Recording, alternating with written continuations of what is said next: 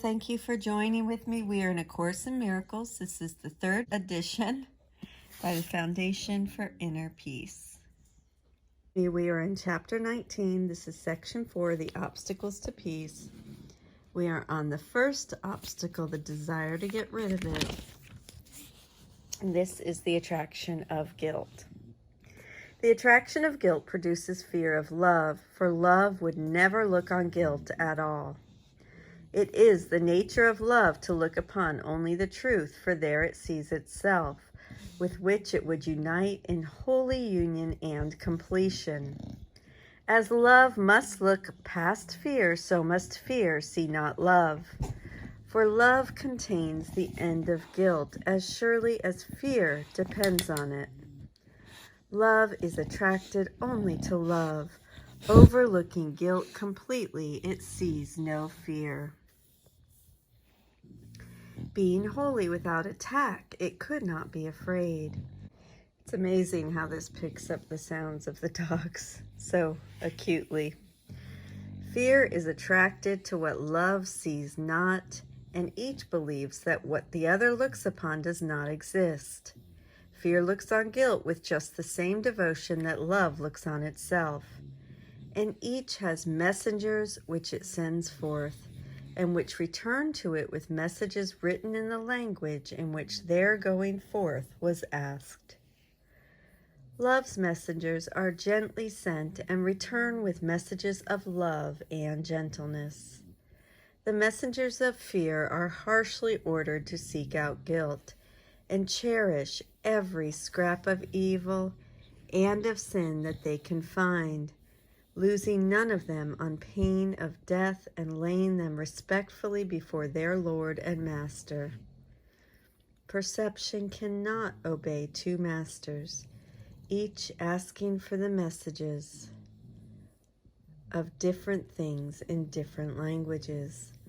What fear would feed upon, love overlooks. What fear demands, love cannot even see. The fierce attraction that guilt holds for fear is wholly absent from love's gentle purpose. What love would look upon is meaningless to fear and quite invisible. Relationships in this world are the result of how the world is seen, and this depends on which emotion was called on to send its messengers to look upon it and return with word of what they saw. Fear's messengers are trained through terror, and they tremble when their master calls on them to serve him. For fear is merciless even to its friends. Its messengers steal guiltily away in hungry search of guilt, for they are kept cold and starving and made very vicious by their master, who allows them to feast only upon what they return to him. No little shred of guilt escapes their hungry eyes, and in their savage search for sin, they pounce on any living thing they see, and carry it screaming to their master to be devoured. Send not these savage messengers into the world to feast upon it, and to prey upon reality, for they will bring you word of bones and skin and flesh. They have been taught to seek for the corruptible and to learn with the gorges filled with things decayed and rotted. To them such things are beautiful because they seem to allay their savage pangs of hunger.